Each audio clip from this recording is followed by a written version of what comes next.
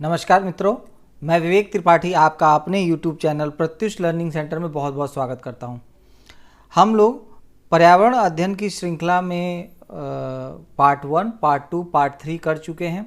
उसी श्रृंखला को आगे बढ़ाते हुए आज हम लोग उसके अगले भाग को देखेंगे और देखेंगे कि इन्वायरमेंट स्टडीज़ में कैसे कैसे प्रश्न आते हैं और उन प्रश्नों को हल करने की ट्रिक भी देखेंगे कि जब आपको कोई प्रश्न ना आए उस परिस्थिति में आप प्रश्नों को कैसे सही कर सकते हैं। ठीक है, उसी श्रृंखला को आगे आज बढ़ाते हैं। तो चलिए, पहला प्रश्न है, नीचे दिए गए जीवों के समूह में किनकी दृष्टि श्रेष्ठ होती है तथा वे मनुष्य की तुलना में 4 गुनी अधिक दूरी की वस्तुओं को देख सकते हैं। ठीक है, मधुमक्खी, मच्छर, तितली, बाघ, तेंदुआ, सांड, सांप, रेशम कीट और छिपकली। सबसे बेस्ट विकल्प होगा चील, गरुड़ और गिद्ध। ठीक है ना, बेस्ट विकल्प आपका क्या होगा? Option number D. अगला क्वेश्चन है, नीचे दिए गए खेती करने के विवरण को पढ़िए और इस ढंग की पहचान करिए। ठीक है, ये क्या है? ये एक तरह से पैराग्राफ दिया हुआ है और ये पैराग्राफ से आपको आने वाले एग्जामिनेशन में भी प्रश्न मिल सकते हैं, इसलिए ध्यान से इसको पढ़िएगा।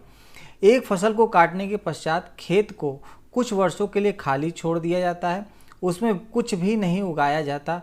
इस भूमि में बांस तथा अन्य खरपतवार जो भी कुछ उग आते हैं उन्हें उखाड़ा नहीं जाता, काट कर जला दिया जाता है। यह राख भूमि को उर्वर बनाती है। जब यह भूमि खेती के लिए तैयार हो जाती है तब उसे हल्का सा खोदा जाता है। देखिएगा, एक जगह हम लोग क्वेश्चन जब पढ़े थे पहले तो वहाँ गहरा लिखा था।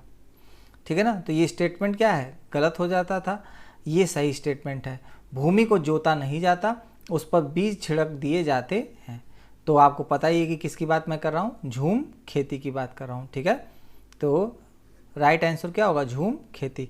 आदिवासियों द्वारा यह क्या की जाती हैं और उसको साफ करके कृषि योग्य क्या किया जाता है? बनाया जाता है। अगला प्रश्न है, जब कोई सपेरा अपने वाद्य यंत्र, ठीक है ना, आप तो पता ही है कि किससे बजाता है? बीन को बजाता है तो सांप उसकी ध्वनि पर अपने सिर को इधर उधर घुमाता है। आपके विचार से सांप उसकी ध्वनि पर अपने सिर को इधर उधर घुमाता है। आपके विचार से सांप वाद्य यंत्र के प्रति अनुक्रिया कैसे कर रहा है? उस वाद्य यंत्र की गति को देख करके। ठीक है ना, अब हमको परफेक्ट उत्तर देखना है। उस वाद्य यंत्र द्वारा उत्पन्न कंपनों के प्रति अनुक्रिया करके, उस वाद्य यंत्र को सुनकर, ये तो एकदम गलत हो गया, उस वाद्य यंत्र की ध्वनि को सुनकर। ठीक है ना, सभी इसमें तीनों में डाउट है, लेकिन सबसे बेहतर जो विकल्प होता है उस वाद्य यंत्र द्वारा उत्पन्न कंपन के प्रति अनुक्रिया करके।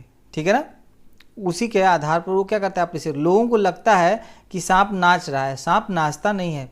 वो क्या करता है? जो बीन के द्वारा निकली गई ध्वनि होती है उसमें जो कंपन उत्पन्न होता है वो वाइब्रेशन उसको महसूस करता है और उसी के आधार पर जैसे से वाइब्रेशन जहाँ फ्लो करता है उसी के आधार पर वो क्या करता है? अपने सिर को इधर उधर हिलाता है।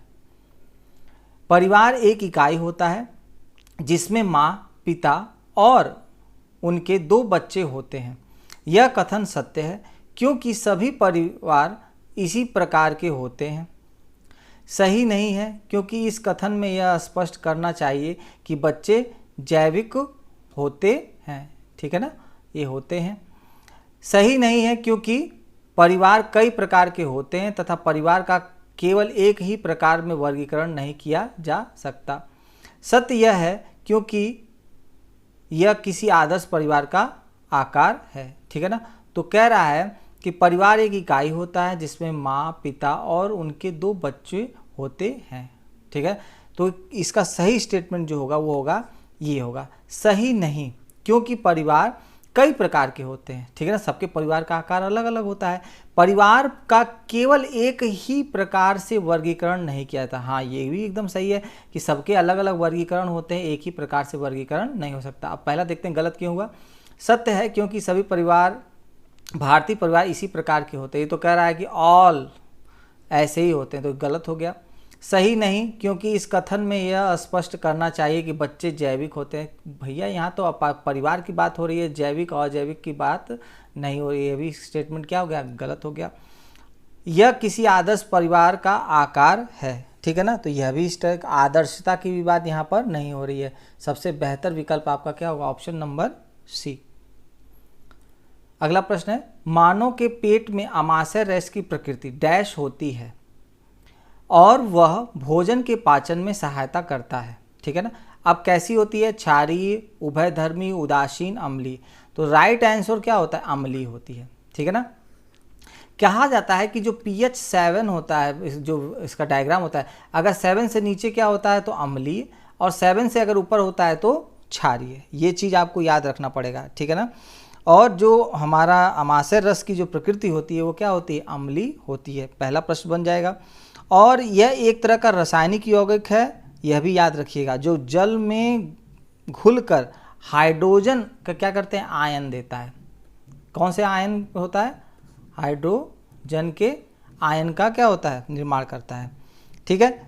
और एक और इम्पॉर्टेंट प्रश्न बन सकता है कि मानव आंत में जो हाइड्रोक्लोरिक अम्ल, जिसको आप क्या कहते हैं, HCl, क्या होता है, जब इसकी क्या हो जाती है, अधिकता हो जाती है, तो कभी कभी आपको नहीं लगता है कि आपको डिकार आने लगती है, खट्टी डिकारें, वो क्या होती है, अम्ल का जो स्तर होता है वो बढ़ जाता है, अम्लता क्या हो जाती है, बढ़ जाती है, जिसको आप इंग्लिश में कहते हैं एसिडिटी कहते हैं, ठीक है ना। तो वो हाइड्रोक्लोरिक अम्ल के कारण क्या होती है, अधिकता हो जाती है, ठीक है ना। तो आमाशय रस की जो प्रकृति होती है वो क्या होती है, अम्लीय होती है, और वह भोजन के पाचन में क्या करता है, सहायता करता है, ठीक। अगला है, कक्षा 3 के एक शिक्षक ने अपने बच्चों को निम्नलिखित पेड़ों या पौधों की पत्तियों को विभिन्न वर्गों में वर्गीकृत करने को कहा, जैसे नींबू, आम, तुलसी, पुदीना, नीम, केला आदि। कुछ विद्यार्थियों ने पत्तियों का वर्गीकरण इस प्रकार किया, दवाओं के गुणों वाली पत्तियां और दवाओं के गुणों से सहित पत्तियां, ठीक है, बड़ी पत्तियां और छोटी पत्तियां। शिक्षकों ने समूह ए को सही माना और समूह बी को गलत, ठीक है। कहते हैं कि भैया बी का जो है बड़ी पत्ती छोटी पत्ती की है वो गलत। निम्नलिखित कथनों में से कौन सा कथन अधिगम, ठीक है, लर्निंग, आकलन के प्रति शिक्षक के दृष्टिकोण को प्रतिबिंबित करता है, आखिर शिक्षक ने ऐसा क्यों किया। तो पहला है, वर्गीकरण का काम बहुत विशिष्ट और अस्त्रीकृत है तथा इसका एक ही सही उत्तर होता है, ठीक है। ये तो उत्तर सही लग रहा है, लेकिन हो सकता है बाकी 3 इससे भी अच्छे हों। यह क्रियाकलाप पत्तियों से सूचना ग्रहण करने पर, पत्तियों से कहाँ से सूचना ग्रहण करेंगे, ये तो एकदम गलत हो गया। बच्चे बहुत प्रकार के संदर्भों को कक्षा में ले आते हैं जिसकी सराहना होनी चाहिए, ठीक है, लेकिन बहुत परफेक्ट उत्तर नहीं है। अपने अनुभवों पर निर्भर करते हुए बच्चे वर्गीकरण के बहुत से तरीकों का उपयोग कर सकते हैं, लेकिन यहाँ तो शिक्षक ने इनको बताया है कि आप उसको क्या करिए, वर्गीकृत करिए। और वर्गीकरण का काम जो होता है उसको क्या देता है, एक विशिष्टता देता है, ठीक है ना। अभी मैं कहता हूँ कि आप बताइए इसका वर्गीकरण करिए, तो क्या करता है, विशिष्टता देता है। उसमें क्या करता है, अस्त्रीकृत होता है, उसको क्या करता है, क्लासिफिकेशन उसका करता है, और चैनल बाय चैनल उन चीज़ों को क्या करता है, क्लियर करते चलता है। तो ए इज द बेस्ट आंसर। पर्यावरण अध्ययन की अपनी कक्षा में समूह क्रियाकलाप का निर्माण करते हुए आप निम्नलिखित विचारों में किनका, ठीक है ना, किनका अध्ययन रखेंगे। बच्चों की रुचियों का ध्यान हो, हाँ ये विकल्प तो सही लग रहा है। लड़कों और लड़कियों को समान रूप से रुचि कर लगें, ये भी ठीक ही लग रहा है। देखते हैं आगे इससे भी बढ़िया विकल्प। इसमें मूल्यवान सामग्री लगी हो, ये तो एकदम गलत हो गया, ठीक है। तो अब मुझे पता चलता है कि मैंने 3 विकल्प पढ़े और चौथा विकल्प बहुत कठिन है, मुझे तो आ ही नहीं रहा है, वो तो पता नहीं है कि नहीं है। यहाँ तो लिखा है कि सभी धार्मिक और सांस्कृतिक पृष्ठभूमि के बच्चों को रुचिकर लगे, ठीक है ना, तो ये एकदम सही है। मान लेते हैं कि इसके जगह कोई ऐसा फैक्ट आ जाए जिसका वाकई में आप उसके बारे में न जानते हो, तो अब यहाँ पे ऐसे प्रश्नों को हल करते समय हम कॉमन सेंस का यूज़ करेंगे। मान लेते हैं कि पहला विकल्प हमको पता चल गया कि पहला विकल्प एकदम सही है, तो आपने जैसे देखा कि ए तो भैया इसमें भी नहीं है इसमें भी नहीं है, तो ये विकल्प दोनों अपने आप क्या हो गए, हट गए। यह दोनों विकल्प अपने आप क्या हो गए, हट गए हैं। और जैसे ही यह दोनों विकल्प अपने आप हट जाते हैं तो आपके पास विकल्प बचता है एक और सी और डी, 2 विकल्प आपके सामने क्या होते हैं, बचते हैं, ठीक है। अब हम लोग को देखना है कि सी गलत हो गया, ठीक है। अब सी गलत हो गया तो सी हमारा डी वाले ऑप्शन में है, और यहाँ पर तो ए बी डी ऑप्शन दिया हुआ है, तो इसका मतलब यह भी विकल्प हट गया। अब बचा उत्तर कौन सा, सी। मान लेते हैं कि हमको केवल ए और बी के बारे में पता था, सी हमको ये पता था गलत है, डी के बारे में हमें नहीं भी पता था, फिर भी आप लॉ ऑफ एलिमिनेशन जो होता है, लॉ ऑफ एलिमिनेशन जो होता है, उसके थ्रू आप एक विकल्प को अपने आप खुद ही क्या कर सकते हैं, प्राप्त कर सकते हैं। ये टेक्निक आपको आनी चाहिए। अगर आपको पर्यावरण के क्वेश्चन को हल करना है तो वहाँ पर आपको ये टेक्निक बहुत आवश्यक है। अगर नहीं आएगी तो आप कभी कभी ऐसे प्रश्नों से आपका पाला पड़ेगा जहाँ पर आप प्रश्नों के उत्तर नहीं दे पाएंगे, और न दे पाने का मतलब आपके नंबर कम हो जाएंगे। अगर आपने इस सिद्धांत का पालन किया तो आप सही उत्तर की तरफ जरूर पहुँचेंगे, ये मेरा आपसे वादा है। अगला प्रश्न है, निम्नलिखित सभी कथन पर्यावरण अध्ययन में सामूहिक रूप से क्रियाकलापों में संलग्न शिक्षकों और विद्यार्थियों के पक्ष में तर्क प्रस्तुत करते हैं, केवल एक कथन को छोड़ करके। देख रहे हैं प्रश्न का भाषा, लैंग्वेज ये नहीं पूछ रहा है, लेकिन यहाँ पर चीजें बता कैसे रहा है, केवल एक कथन को छोड़ करके बाकी सभी ठीक हैं, लेकिन एक कथन ऐसा है जो तर्क प्रस्तुत नहीं कर रहा है। तो कह रहा है प्रौढ़ों के समर्थन से बच्चों को अपनी क्षमता से अधिक ज्ञान के निर्माण में सहायता है। हाँ भाई, प्रौढ़ों मतलब होता है जो बड़े होते हैं, सीनियर्स होते हैं, वो क्या करते हैं, बच्चों में क्षमता से उनकी क्या करते हैं, उनके निर्माण करते हैं। स्टेटमेंट क्या है, राइट है। बच्चे परस्पर सामंजस्य और सहयोग करना सीखते हैं, ये भी एकदम सही स्टेटमेंट है।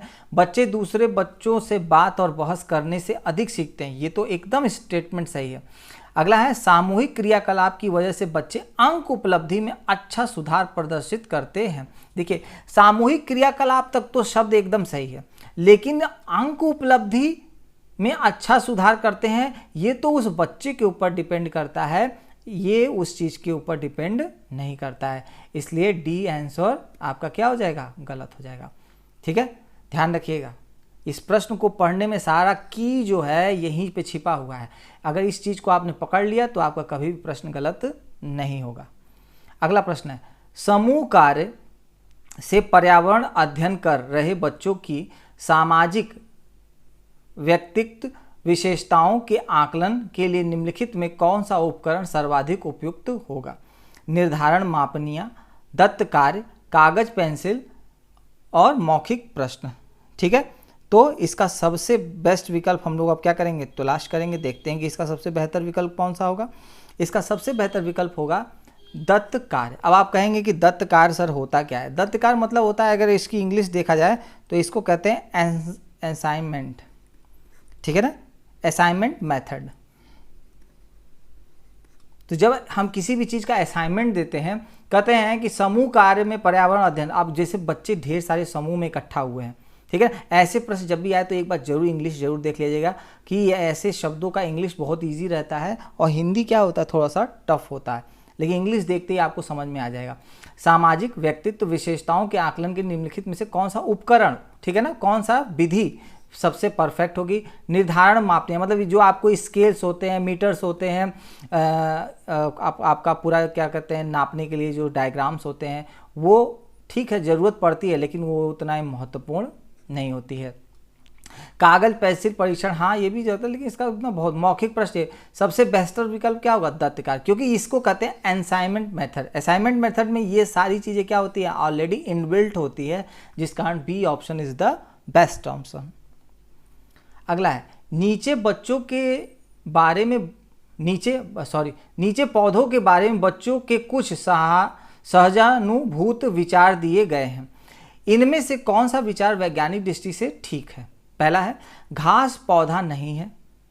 ठीक, चलिए आगे देखते हैं। कह रहा है कौन सा विचार वैज्ञानिक दृष्टि से ठीक है, इसका मतलब सही हमको खोजना है।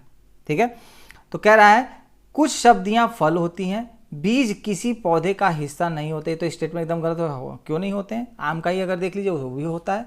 गाजर और बंद गोभी पौधे नहीं है। ठीक है, अब इसका सबसे बेस्ट उत्तर होता है कि कुछ सब्जियां फल होती हैं। ठीक है ना, ये इसका सबसे बेस्ट होता है उत्तर। देखा जाए अगर आप कद्दू देख लीजिए, खीरा देख लीजिए, टमाटर देख लीजिए, सेम देख लीजिए, ये सब क्या होते हैं, ये एक तरह से फलों के रूप में ही क्या होते हैं, भोजन को तैयार में क्या करते हैं, प्रयुक्त होते हैं। तो इसलिए सबसे बेस्ट उत्तर क्या होगा, ये होगा। पहला विकल्प तो अपने आप गलत होगा कि घास पौधा नहीं होता, एकदम गलत स्टेटमेंट है, होता ही है। बीज किस पौधे का हिस्सा, किसी भी पौधे का हिस्सा, ये भी स्टेटमेंट गलत हो गया। ठीक है। गाजर और बंद गोभी पौधे नहीं है, ठीक है ना, तो यह भी क्या हो गया, गलत हो गया। केवल एक विकल्प सही बचा, कुछ सब्जियां फल होती है। बेस्ट। अगला है, कक्षा 4 की एक शिक्षिका ने अपने विद्यार्थियों से कहा, कुछ वयोवृद्ध लोगों से यह पूछिए कि जब वे जवान थे तो क्या उन्होंने कुछ ऐसे पौधे देखे थे जो आजकल नहीं दिखाई पड़ते। उपर्युक्त प्रश्न के पूछे जाने का निम्नलिखित में से किस कौशल के आकलन की संभावना नहीं है। ठीक है, ध्यान रखिएगा, नहीं की बात कर रहा है। कह रहा है चर्चा, तो भैया जब हम पूछेंगे तो चर्चा तो होगी, प्रयोग की बात है। तो ये बताइए, अगर मैं किसी अपने सीनियर से या अपने किसी वयोवृद्ध किसी से बात करता हूँ, उनके बारे में उनका पूछता हूँ कि भाई आपने अगर इस चीज़ को किया था तो वो कैसा था, आप अपना थोड़ा अनुभव बताइए, तो वो अपना क्या करेंगे, बताएंगे। तो वो प्रयोग नहीं कर सकते हैं, प्रयोग क्या हो जाएगा, गलत उत्तर हो जाएगा। तो A is the right answer. लेकिन बाकी चर्चों पे भी हमको चर्चा करनी बहुत जरूरी है। चर्चा, हाँ, हम उससे जब बैठ के वाद संवाद करेंगे तो चर्चा होना स्वाभाविक है। हम उस वयोवृद्ध से प्रश्न भी पूछेंगे और वो प्रश्न के हमारे उत्तर भी देगा कि भैया कैसे थे, किस कलर के थे, कितने बड़े थे, उनकी उपयोगिता क्या थी, सब चर्चा में, प्रश्न पूछने में। और अभिव्यक्त, वो क्या करेगा, उन चीज़ों को क्या करेगा, बताएगा और अभिव्यक्त भी करेगा। तो तीनों क्या है, राइट विकल्प है। केवल प्रयोग जो है इसका सही विकल्प नहीं है। ठीक है। अगला है, एक शिक्षक प्रत्येक बच्चे को अपने घर की रद्दी सामग्री से कुछ उपयोगी वस्तु बनाने को कहता है। शिक्षक का शैक्षिक अभिप्राय नहीं है। देख रहे हैं, सब नहीं वाले प्रश्न ज़्यादा आते हैं, आपको उन्हीं प्रश्नों का क्या करना है। अब देखते हैं, बच्चों को पुनश्चक्रण, पुनः प्रयोग और रूपांतरण को समझने देना। तो ये विकल्प तो क्या है, सही होता है, क्योंकि उनको क्या कहता है, दोबारा रिपीटिशन के लिए क्या कहते, जिसे वो अभ्यास करते चीज़ों को सीख सके। कूड़े से बनी श्रेष्ठ वस्तुओं की प्रदर्शनी आयोजित करना, ठीक है ना, ये भी बहुत सही है कि भाई अगर आप घर के रद्दी सामग्री से कुछ अगर नवीन निर्माण कर रहे हैं तो वो तो एकदम सही जाएगा। कक्षा के श्रेष्ठ विद्यार्थियों के बारे में निर्णय करना, ठीक है ना, ये क्या कर रहा है कि एक शिक्षक प्रत्येक बच्चे को अपने घर की रद्दी सामग्री से कुछ उपयोगी वस्तु बनाने को कहता है। तो यहाँ श्रेष्ठ और निम्न विद्यार्थी की तो बात ही नहीं आई, तो ये स्टेटमेंट क्या हो गया, रॉन्ग हो गया। आगे देखते हैं, बच्चों में सृजनशीलता का विकास करना, ये तो एकदम 100% क्या होता है, सही उत्तर होता है। तो ए, बी और डी ऑप्शन क्या हो गया, ये सही हो गए। केवल सी ऑप्शन क्या हो गया, गलत हो गया। और इसीलिए जब नहीं पूछ रहा है और नहीं का उत्तर में ये सी ऑप्शन क्या हो जाएगा, सी इज द राइट आंसर। ठीक है। अगला है, निम्नलिखित प्रश्नों को पढ़िए। मैंने क्रियाकलाप की योजना कितनी अच्छी बनाई, मैंने योजना का अनुसरण कितना अच्छा किया, मेरी शक्ति क्या थी, मुझे सचमुच कठिन लगा। ये क्या कर रहा है, ये प्रश्न है। आप देखिए इन प्रश्नों के आधार पर कौन सा उत्तर सही होगा। शिक्षकों का स्व आकलन, ठीक है ना, पहला। दूसरा होगा बच्चों और शिक्षकों दोनों का स्व आकलन, शिक्षक द्वारा समग्र आकलन और बच्चों का स्व आकलन, ठीक है ना।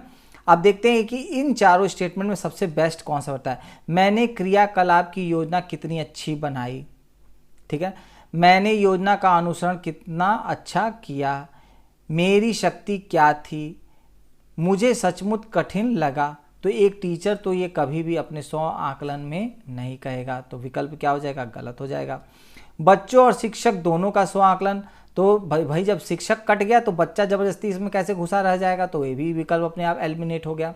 शिक्षक का समग्र आकलन, तो जब शिक्षक होगा ही नहीं, तो अब यह स्टेटमेंट किसके ऊपर केवल बैठ सकता है, बच्चों के ऊपर बैठ सकता है। तो D is the right answer. ठीक है ना। देखिए कॉमन सेंस से यूज करिए, कॉमन सेंस यूज करेंगे कभी भी आपका प्रश्न गलत होने वाला नहीं है। अगला है, पर्यावरण अध्ययन की पाठ्य पुस्तक में प्रयुक्त भाषा। अब याद रखिएगा, पर्यावरण क्या होता है, एक संवेदना का विषय है। अब देखते हैं क्या है। रूखी और बच्चों के द्वारा समझने में कठिन होनी चाहिए, तो ये तो एकदम गलत है। उसके अंदर रोचकता और रोमांचकता और उसके अंदर अगर रस नहीं होगा तो वैसे ही लड़के उसको क्या कर देंगे, छोड़ देंगे। तो पहला विकल्प तो अपने आप ही क्या हो गया, गलत हो गया। परिभाषाओं को बल देते हुए, अब देखिए कभी भी किसी परिभाषाओं पर बल नहीं दिया जाता है, तुरंत ही क्या हो रहा है, चीज़ें हाइपर हो रही हैं। मैंने आपको बताया था ट्रिक, तुरंत ही ये क्या हो गया, गलत हो गया। मैं कहूँ परिभाषाओं को अधिक से अधिक याद करना, नियम बनाना, परिभाषाओं को रटना, परिभाषाओं पर बल देना, ये सब स्टेटमेंट जैसे ही दिखें तुरंत ही वो क्या हो जाते हैं, रॉन्ग हो जाते हैं।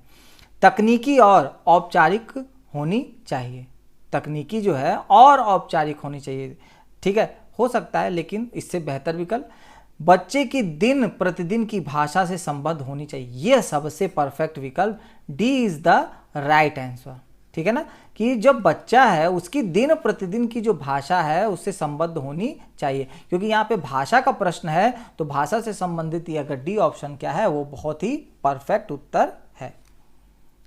अगला है, एक शिक्षक अपने विद्यार्थियों को विभिन्न पशुओं के चित्र देता है, ठीक है, मान लेते हैं कि कोई टीचर है वो अपने बच्चों को ढेर सारे पशुओं के चित्र क्या कर रहा है, देता है, और उन पशुओं पर रंग भरने को कहता है, ठीक है, और चित्र क्या है, फिल इन द ब्लैंक्स है, कहता है कि इनमें रंग भरो, जो हमारे घर में नहीं रहते।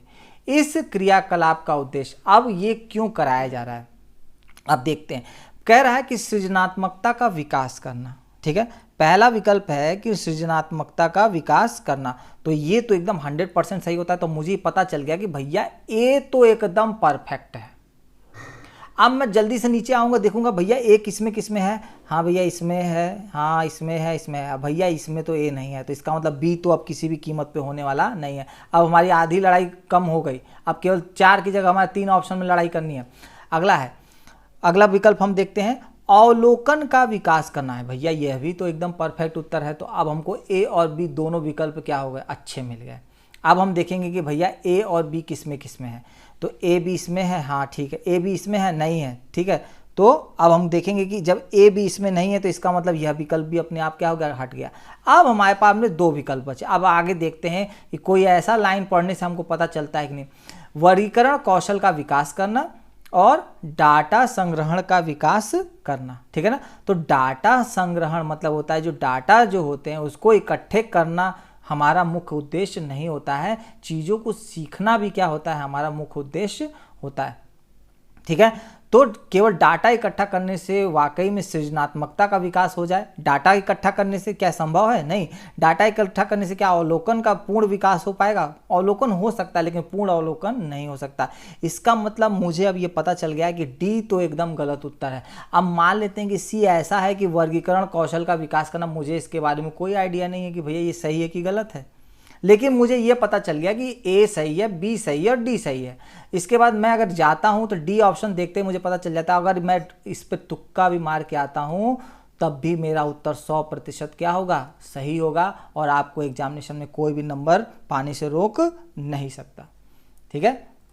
अगला प्रश्न है, पर्यावरण अध्ययन के पाठ्यक्रम जिसे 6 उप विषयों के चतुर्दिक निर्मित किया गया है में पौधे पशुओं को जानबूझकर परिवार और मूत्र उप विषय के अंतर्गत, ठीक है ना, ये अंतर्गत है, अंतर्गत सम्मिलित किया गया है, इसके लिए निम्नलिखित में से एक कारण को छोड़कर, देखिएगा ये नहीं वाला क्वेश्चन है, देख रहा है, कह रहा है कि एक कारण को भैया छोड़ दो, सभी कारण हो सकते हैं, वह कारण कौन सा है, मतलब कह रहा है कि भैया नहीं वाला खोजो। देखें एग्जामिनर की भाषा के यहाँ क्या हो रही है, चीज़ें चेंज हो रही है। अब आपको यहाँ पे लिख देना है भैया नहीं खोजना है, अब नहीं जब खोजने हम निकलेंगे तो देखते हैं क्या होता है। इस बात को उभारना कि किस प्रकार कुछ समुदाय के जीवन और आजीविकाएं विशेष पशुओं और पौधों से घनिष्ठ, ये तो उसकी क्या योग्यता पर निर्भर होती है, तो एकदम सही स्टेटमेंट है, तो यह तो नहीं हो सही स्टेटमेंट कहला रहा है। विद्यार्थियों को विज्ञान के दृष्टिकोण से पौधों और पशुओं को समझने में सक्षम बनाना, ये भी सृजनात्मकता के गुण को बता रहा है। सामाजिक और सांस्कृतिक संदर्भ में पौधों और पशुओं के स्थान निर्धारित करने में विद्यार्थियों की क्या करना, सहायता करना, हाँ ये भी उनका अवलोकन में सहायता करता है कि भैया वो चीज़ों को देख करके समझ सके। अगला देखते हैं, इस बात को उभारना कि किस प्रकार मनुष्य एक दूसरे से घनिष्ठ संबंधों, ठीक है ना, मनुष्य संबंधों को साझा करते हैं, ठीक है ना। अब बात तो यहाँ पे पौधे और पशुओं की हो रही है और बात हो रही है एक दूसरे से मनुष्य के संबंधों की, मतलब ये स्टेटमेंट से इतर स्टेटमेंट जा रहा है, तो इसलिए इसका मतलब डी ऑप्शन क्या हो जाएगा, राइट होगा। क्यों राइट होगा, क्योंकि ये अलग की बात कर रहा है, तो यह स्टेटमेंट इसके आधार पर नहीं होगा, तो D is the right answer. अगला है, पर्यावरण अध्ययन के शिक्षण अधिगम में सर्वेक्षण का उद्देश्य, भैया सर्वेक्षण क्यों कराया जाता है। ठीक है, अब चलिए इस प्रश्न का उत्तर हम लोग देखते हैं क्या कहता है। पहला है कि समुदाय के साथ अन्योन्य क्रिया का अवसर प्रदान करना, हाँ दिया जाता है। खुल के चीज़ों को समझने का क्या होता है, मौका मिलता है। अब मेरे को समझ में आ गया भैया ए तो एकदम परफेक्ट है। अब मैंने देखा ए तीनों में, चारों में, अच्छा ठीक है, चलो आगे बढ़ते हैं। बच्चों को विभिन्न लोगों के प्रति संवेदनशील बनाना, तो पर्यावरण में संवेदनशील शब्द की बड़ी वैल्यू होती है, तो इसका मतलब ये कंफर्म हो गया कि भैया बी ऑप्शन भी क्या होगा, एकदम पक्का सही होगा। सूचना को प्रत्यक्ष प्राप्त करने के अवसर प्रदान करना, मतलब डायरेक्ट देख करके चीज़ों को क्या करना, समझना है, तो यह भी विकल्प आपका क्या होगा, सही होगा। आकलन के एक अवसर के रूप में इसका उपयोग करना, ठीक है ना। तो आकलन के एक अवसर के जगह आपको भी कहीं पे जाकर किसी भी चीज़ का मूल्यांकन या आकलन करने का मौका मिलता है तो आप उसका जरूर फ़ायदा उठाना चाहिए। इसका मतलब डी ऑप्शन भी क्या है, सही है। तो मुझे तो पता चल गया कि ए बी सी डी सही है, लेकिन मानते हैं कि अगर डी विकल्प आपको नहीं पता है, आप कंफर्म नहीं है कि ये सही है कि गलत है, तो चलिए देखते हैं दोस्तों। ए बी सी डी, तो देखिए ए बी सी, यहाँ तो सी नहीं है तो ये विकल्प खत्म हो गया। ए बी इसमें नहीं है, ये भी खत्म हो गया। अब नीचे आते हैं, ठीक है, ए बी सी डी, ठीक। अब यहाँ पर देखिए ये प्रश्न आकर के यहाँ पर अब इसने हम लोग को क्या किया, थोड़ा सा फंसाया।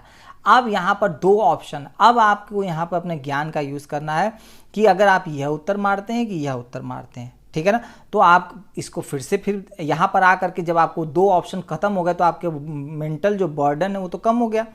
अब जब कम हो जाता है तो आप इसको फिर से एक बार रीडिंग करते हैं। आकलन के एक अवसर के रूप में इसका उपयोग करना, इसका मतलब जो पर्यावरण अध्ययन के शिक्षण अधिगम का जो सर्वेक्षण होता है उसका उपयोग अवसर के रूप में तो किया ही जाता है। इसका मतलब ये विकल्प क्या होगा, चारों सही होगा, ठीक है। यहाँ पर एग्जामिनर ने आपको फंसाया, लेकिन आपने अपने लॉजिक से दो ऑप्शन तो खत्म कर ही दिए। अब अगर आपको तुक्का मारना भी पड़ गया तो कहा जाता है कि अगर आप 4 में तुक्का मारते हैं तो 10 में 1 संभावना, लेकिन अगर आप 50-50 के रेशियो में अगर 10 क्वेश्चन खेलते हैं तो 4 से 5 क्वेश्चन सही होने की संभावना क्या हो जाती है, बढ़ जाती है। तो अगर तुक्का खेलना भी पड़ जाए एग्जामिनेशन में तो अपने ऑप्शंस को क्या कर दीजिए, कम कर दीजिए, इसके बाद खेलिए, हो सकता है कि आपका ज़्यादा क्वेश्चन क्या हो जाए, सही हो जाए। अगला है, ये है, ठीक है, दो प्रश्न इसमें छुपे हुए हैं, ये 18 से 20 तक के। ये उत्तर बच्चों और उसके विचारों के बारे में क्या बताते हैं। अब ठीक है, अब ये अवतरण है, इसको पहले पढ़ेंगे हम लोग, देखेंगे क्या कहता है कि शिक्षक द्वारा प्रदर्शित एक कटोरे में पानी उबालने और उसका वाष्पीकरण हो जाने के प्रयोग को देखने के बाद 7 से 8 वर्ष के बच्चों के द्वारा दिए गए उत्तर इस प्रकार है। मतलब बच्चे कितने साल के हैं, 7 और 8 साल के हैं। पानी गुम हो गया, कटोरे ने पानी सोख लिया, आग ने पानी पी लिया, भगवान ने पानी पी लिया। अब देखते हैं, अब इसमें बेस्ट क्या होता है, यह उत्तर बच्चों और उनके विचारों के बारे में क्या बताता है। पहला, ठीक है, अब देखते हैं, बच्चे अच्छा अवलोकन नहीं कर पाते। भाई 7 से 8 वर्ष का बालक है तो ऐसी तो कोई चांस नहीं होगा कि वह अवलोकन न कर पाए। अगला देखते हैं, वाष्पीकरण के बारे में बच्चों के वैकल्पिक विचार हैं। हाँ, ये विकल्प एकदम सही है कि हर बच्चे के अपने अपने वैकल्पिक विचार है। बच्चों के उत्तर तर्कसंगत नहीं है, ऐसा तो कहा ही नहीं जा सकता भैया, तर्कसंगत भी हो सकते हैं, नहीं भी हो सकते हैं, तो डायरेक्ट आप स्टेटमेंट नहीं पास कर सकते कि नहीं है। बच्चों की सोच गलत है, यह भी उसी तरह का वाक्य है। मैं कहता हो भी, सच भी हो सकती है, सही भी हो सकती है और गलत भी हो सकती है, दोनों हो सकती है। तो मतलब अगर आप किसी एक परसेप्शन की तरफ आगे बढ़ेंगे तुरंत ही स्टेटमेंट क्या हो जाएगा, गलत हो जाएगा। तो केवल एक विकल्प बचता है, option number B, B is the right answer. देखिए कॉमन सेंस से मैंने इसका यूज़ किया है और ये प्रश्न क्या हो गया आपका, सही हो गया। अगला प्रश्न है सीधे उसी की कड़ी का, ठीक है। अब हमको दोबारा तो पढ़ने की इसको जरूरत नहीं है। उनके विचारों तक पुनः पहुंचने के लिए एक चर्चा प्रारंभ करें, ठीक है। बच्चों को बता दें कि वे गलत हैं, ठीक है ना, गलत हैं, ठीक है। तो बच्चों को ये नहीं कह सकते कि आप गलत हैं कि सही हैं। अगला है, जल चक्र का एक मानक चार्ट प्रदर्शित करें ये हो सकता है। लेकिन अब चौथा विकल्प भी देख लेते हैं। वाष्पीकरण की परिभाषा दें और बच्चों को उसे याद रखने के लिए क्या करें, कहें। तो यह सृजन का परिभाषा को परिभाषित नहीं कर सकता, इसीलिए सबसे बेस्ट। अब जल चक्र में क्या होगा, यहाँ पर आप क्या करेंगे, एक नदी बना के उनको दिखाएंगे, या तो एक बाल्टी दिखाएंगे या कटोरा दिखाएंगे। फिर यहाँ पर सूर्य दिखाएंगे, सूर्य अपनी रोशनी से क्या कर रहा है, उसको क्या कर रहा है, पानी का। और ये वाष्पीकरण की प्रक्रिया क्या हो रही है, यहाँ पर चल रही है। और ये वाष्पीकरण क्या हो रहा है, यहाँ से नीचे से ऊपर की तरफ हो रहा है। फिर यहाँ पे क्या हो रहा है, फिर बादलों का निर्माण हो रहा है और फिर पानी बरस रहा है। और इसी तरह एक जल चक्र की प्रक्रिया क्या हो रही है, चल रही है। ठीक है, ये सबसे बेहतर विकल्प होगा। अगला है, वाष्पीकरण विषय पर बच्चों की विविध सोच का आकलन करने के लिए निम्नलिखित में से कौन सा प्रश्न एक नमूना हो सकता है। अब देखते हैं इसमें क्या कहना चाह रहा है ये। ठीक है, तो कह रहा है कि जल चक्र का आरेख बनाइए और उसे नामित कीजिए। ठीक है, हो सकता है लेकिन हमको बेहतर चाहिए। जल चक्र के 5 लाभ लिखिए, ये तो एकदम गलत हो गया। क्या होता यदि जल चक्र होता ही नहीं। ठीक है ना। अब यहाँ पे क्या कर रहा है, आकलन, विविध सोच का आकलन करने को बोला है कि अगर सोच के अलग अलग डायमेंशंस के बारे में बात कर रहा है तो आपका परफेक्ट उत्तर क्या बनेगा, क्या होता यदि जल चक्र नहीं होता। तो जल चक्र अगर नहीं होता तो वाष्पीकरण नहीं होता, वाष्पीकरण नहीं होता तो बादलों का निर्माण नहीं होता। तो ये सब चीज़ें क्या होता है, उसमें छुपी रहती हैं। और इसमें क्या होता है, इससे बच्चे पूर्व में शिक्षक द्वारा बनाए गए जल चार्ट से जो क्या होता है, विविध प्रकार के उत्तर भी देने का क्या करते हैं, प्रयास करते हैं। तो सही विकल्प आपका क्या होगा, सी। अगला प्रश्न है, निम्नलिखित में से राज्य जम्मू और कश्मीर के पड़ोसी राज्य हैं। ठीक है, मैंने तो आपको बताया था कि मैपिंग आपको तैयार होनी चाहिए। तो सबसे बेहतर विकल्प होगा आपका हिमाचल प्रदेश और पंजाब। ठीक है, तो जम्मू कश्मीर में ये देखिए, राजस्थान तो आता ही नहीं, एकदम कट गया। उत्तर प्रदेश नहीं आता है, वो भी कट गया। ठीक है ना, उत्तराखंड भी नहीं आता है, कट गया। ठीक, अब बचा कौन सा है, हिमाचल प्रदेश और पंजाब। ठीक, अगला प्रश्न देखते हैं। ये क्या है, मैच द फॉलोइंग है। बहुत अच्छा प्रश्न है। इस प्रश्न को हम लोग पहले भी हल कर चुके हैं, वहां से हम लोग इसकी मदद लेंगे। प्रत्येक स्थान के नाम के साथ उस क्षेत्र में बनाए जाने वाले सामान्य घरों के सही। दोस्तों, इस प्रश्न को एकदम रट डालिए, हर साल ये पूछा जाता है। बस घुमा फिरा के इसमें उसके चेंज, लैंग्वेज क्या हो जाती है, चेंज हो जाती है। तो आपको पता था मनाली हिमाचल प्रदेश में है, और उसका सबसे बेस्ट होता है कि यहाँ पर पत्थर और लकड़ी के बने ढालू छत वाले क्या होते हैं, घर होते हैं। ठीक है, राजस्थान में तो हम लोग मट्टी वाला पढ़े थे, तो देखिए मट्टी वाला खोजते हैं। राजस्थान में क्या होगा, मिट्टी का घर। ठीक है, असम में हम लोग बांस वाला पढ़े थे, तो असम में हम बांस वाला घर खोजेंगे। और लद्दाख में हमको पता था कि हम लोग क्या कहते थे कि उसमें लद्दाख में पत्थर से बने फर्श, घर के फर्श और छत लकड़ी की बनी होती थी, जिसमें नीचे सामान रखा था, ऊपर लोग क्या करते थे, रहते थे।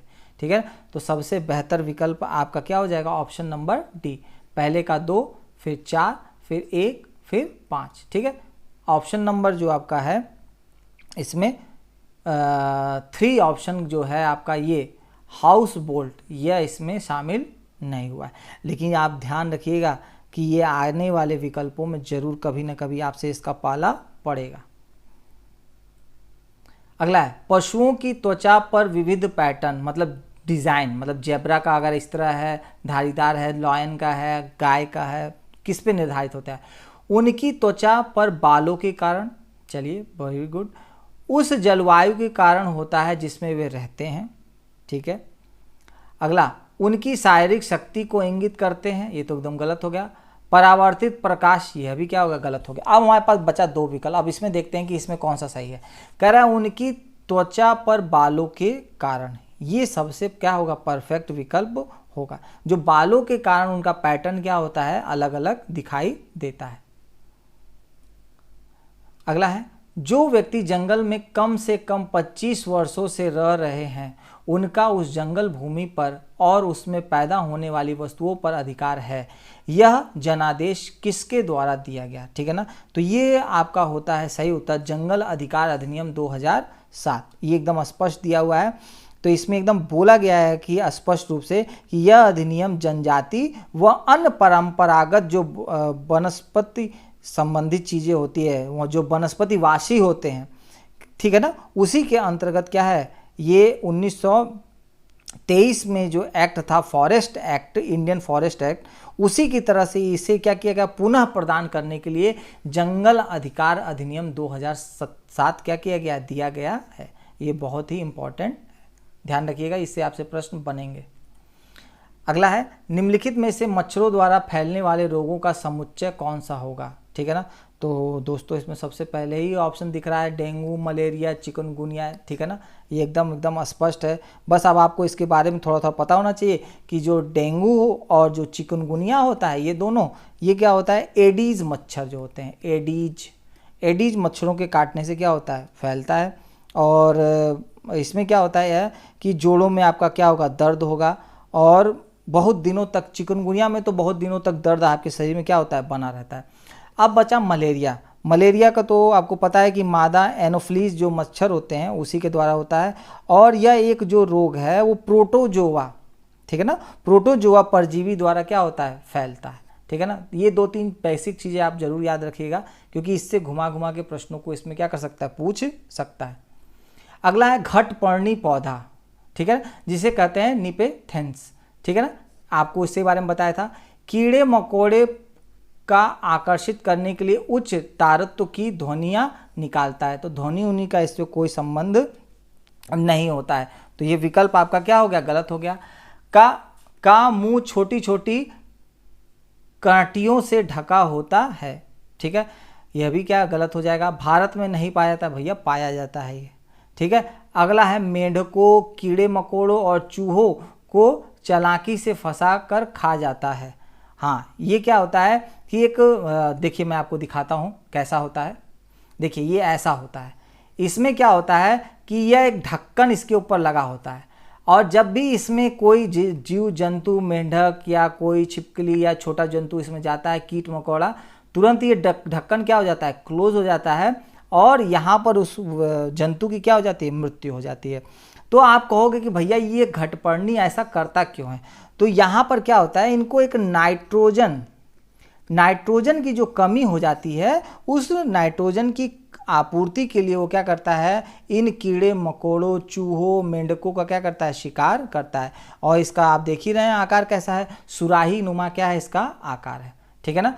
तो आपको सही विकल्प आपका क्या होगा, D is the right answer. आपने देखा है इस फोटो को, और यही क्या होता है, घटपर्णी। और बहुत इंपॉर्टेंट क्वेश्चन है, अगर आप 10 साल के पेपरों को उठा के देखेंगे तो लगातार ये कई वर्षों तक पूछा गया है, ठीक है।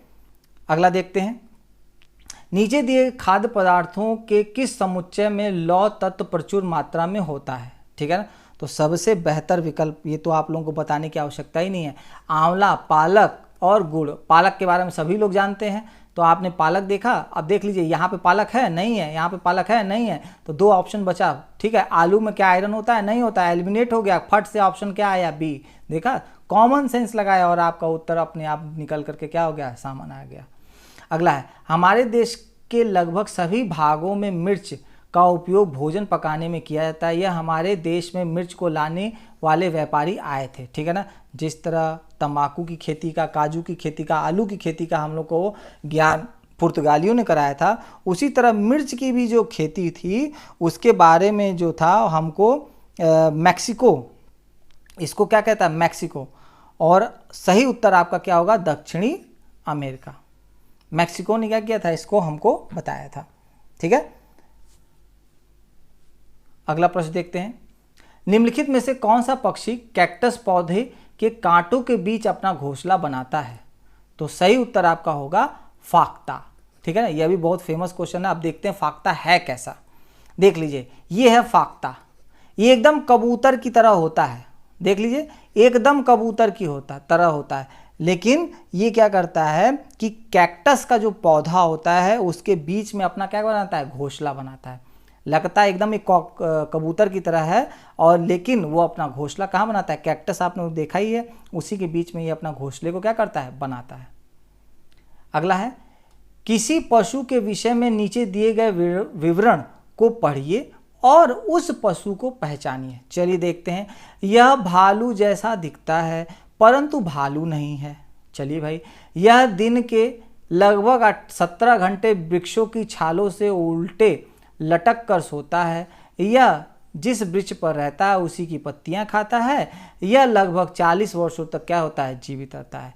ठीक है, कुछ आइडिया तो लग रहा है कि भैया भालू की तरह दिखता तो है लेकिन भालू नहीं होता। डिस्कवरी अगर आप चैनल कभी देखते होंगे तो यहाँ पे ये लगातार दिखता है ये जंतु। वो जंतु कौन सा है, देखिए लंगूर होगा, नहीं होगा। चिंपैंजी नहीं, पांडा नहीं, ठीक, तो कौन होगा, स्टॉल्ट। तो कॉमन सेंस अगर हम देंगे, अब हमको यह नहीं पता है कि भैया स्टॉल्ट है कैसा।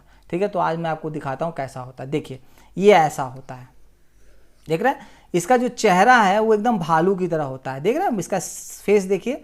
और ये क्या करते हैं, पेड़ों पे उल्टे लटके रहते हैं, बहुत सुस्त होते हैं, बहुत स्लो मोशन में चलते हैं, और यही क्या होते हैं, स्टॉल्ट होते हैं। और ये केवल पत्तियों को खा करके अपने जीवन का क्या करते हैं, निर्वाह करते हैं। ठीक है, तो ये रहे आज के महत्वपूर्ण आपके पर्यावरण से संबंधित प्रश्न।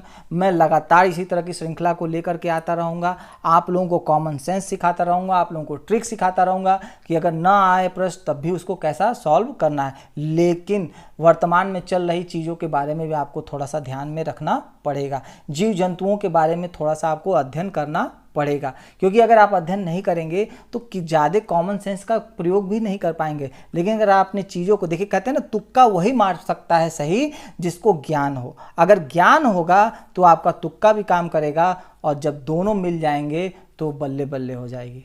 ठीक है ना, तो चलिए इसी श्रृंखला के साथ आज हम लोग इस कड़ी को यहीं पे क्या करते हैं, समाप्त करते हैं। तब तक के लिए जय हिंद, जय भारत।